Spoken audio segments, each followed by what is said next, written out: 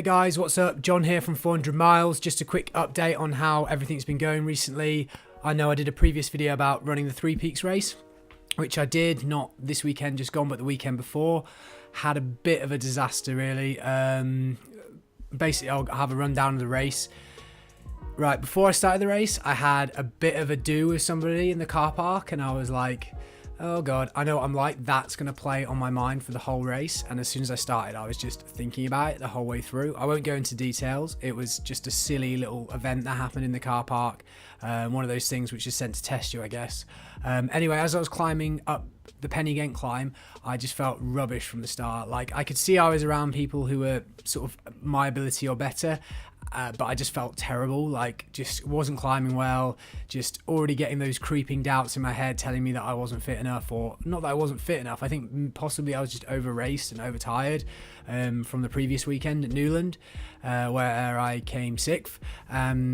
So anyway, I was feeling rubbish. At the top of Penny Ghent, I started descending, felt okay, but then 3 times on the Penny Ghent descent, my laces came undone, and it was just one of those things where it's like pure bad luck. Like, they hardly ever come undone. On my new model shoes, I've never had them come undone. On the model I was using, I actually have had them come undone before, but not 3 times. And I had to stop, do them up, stop, do them up, stop doing them up. And I had people catching me saying, "Are you okay?" And I was like, yeah, I'm fine. My lace is undone. But psychologically, that kind of thing starts to weigh you down, and then you're kicking to catch back up with the group you were with before, because you feel like, well, I've lost places because of my shoelaces, so I want to get back with those people. So I get back with them. I got back with this another runner, a chap who from I can't remember the name of the club. Anyway, next stage, we're down in the section between Penny Ghent and Ribblehead Viaduct, which, like I said in my previous video, is nice and flat. And I was ticking over nicely, thinking, this is okay. Maybe I can bring this back. Get into the station at Ribblehead, pick up my water. What I noticed is I was one of only a few people in the sort of area I was in that was actually drinking water. But 2 or 3 people then asked me on the climb at Whernside if they could have some of my water. So maybe something to think about there in the future if you are going to do the race, is that personally, you know, I was looking probably to go under 320 at the previous weekend. In the end, I didn't do that, but at that end of the race, like, I was drinking water. The time you're going to save is negligible. I'd say drink the water, take the nutrition in, take your fluids in. You're not going to lose anything. So following that, climbing at Whernside, I felt rubbish. Like, I'm normally, again, a good climber, and it was just rubbish. I was chatting to people and trying to keep my spirits up and just have a laugh, but I knew things were going wrong already. But I got to stop the Whernside and thought, right, I'll just descend like a bat out of hell and see what happens. First half of Whernside, I was absolutely flying. I felt really good. It's really technical down there. I was just passing so many people. The previous year, I'd lost places there, so I know that my technical skills have come on in that sort of descending area. Just flying, just that amazing feeling of like, you can't put a foot wrong. Then I started to catch a guy further down the slope where it's eased off a little bit, and I just lost concentration for like a second, and that was it. I caught my toe. The ground was coming at me at 1,000,000 miles an hour. Landed, big cuts on both my hands, big like road rash down my thigh. Both my knees were bleeding, my shoulder was bleeding. I even managed to hurt myself here somehow. Just awful. I'll post a photo now of me trying to run it off, but showing that I clearly couldn't. Then I got to the Hill Inn checkpoint, which is one of the major checkpoints on the race where they have water again, and the marshal said to me, basically, I think we need to pull you off the course and get you cleaned up. I knew if that happened, I wouldn't be finishing the race, because I know what I'm like, and if I cool down, I get cold very quickly. So I said, look, no, I feel good, I feel fine. I'm not gonna break any records, but I want to finish. So I started climbing Ingleborough. It was so cold. I cannot even describe how cold it was. Like, it probably wasn't even that cold, but when you're fighting pain, bleeding, tight, you're 20 miles into a race, all those things add up, and you're just freezing. And I started climbing, started to slow, and all of a sudden it was jacket on, hat on territory, struggling to put my gloves on because my hands were that cold. Got to the top of Ingleborough where it plateaued. You couldn't see 2 foot in front of your face, and all I can say is hats off to the marshals, because they did a fantastic job staying up there all day. Again, if you haven't done this race, you have to get out there and do it. Three Peaks is one of those classic fell races in the UK, and it's so well supported and so well organised that you just got to do it at some point. Anyway, got to see the marshals at the checkpoint, dibbed in there and started descending.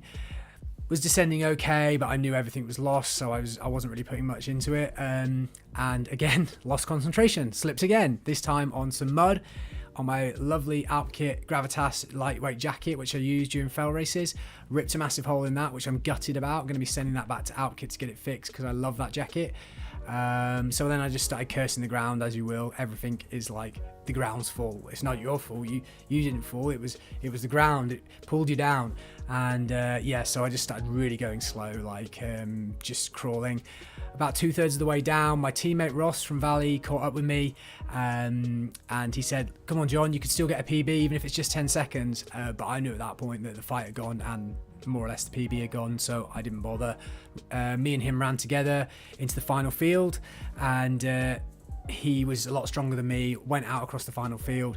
But then I realized there was a runner from another team in between myself and Ross, and I was like, I cannot let that happen on the results. Like, I have to finish at least just behind him. So I put a kick in, and in the end we both got given the same time, and we got joint 51st. So that was my race, really. I'll post a link to the Strava of that race in the description below. But as I said, it didn't go as I wanted. This weekend just been, though, I did the cake race up on Saddleworth Moor, which is organised by Saddleworth runners. Fantastic little local event. 10 miles rolling. Is about 1,500 feet of climbing in 10 miles. So it's, but it's all runnable.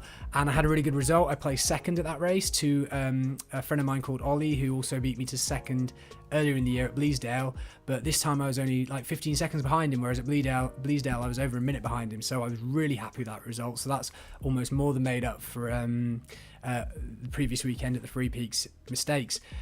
So yeah, that's been it really at the moment. It was my birthday yesterday, and I went out towards Halifax and went for a really nice run around Shibden Hall, and then had a really lovely meal out and stuff around there, so that's been cool. And now I'm just getting ready for the Old County Tops Fell race, which is next weekend. I'm going to do a recce on Friday with Ross from the club, because that race you have to run in pairs, so I'm going to try and get some video footage of the recce to show you guys some of the course and what it's like out there, and then I might try and do a vlog of the race. I always struggle with these vlogs on races. My plan was to do a vlog for the Three Peaks, but sometimes you're so short of time when you've driven for like 2 or 3 hours and you get there and you realize you've got 50 minutes to register. I don't know how these guys do these big vlogs. It must be super organized, but I will get there at some point. Thanks to everyone for sticking with me. I've got some new kit, I've got a new light, I've got a new microphone, so hopefully everything's just picking up a little bit. Obviously still need to find my voice on the camera and feel a bit more natural, but hopefully that will come over time. Yeah, and that's about it. Maybe thinking about investing in a gimbal to get some better shots out there when I'm moving. But what do you guys want to see? I mean, I am going to start doing the reviews again, hopefully. I'm just finishing my last part of my degree for this summer in the next 2 weeks, so that should free up a bit more time again for me to do some stuff this summer. And remember, race everything.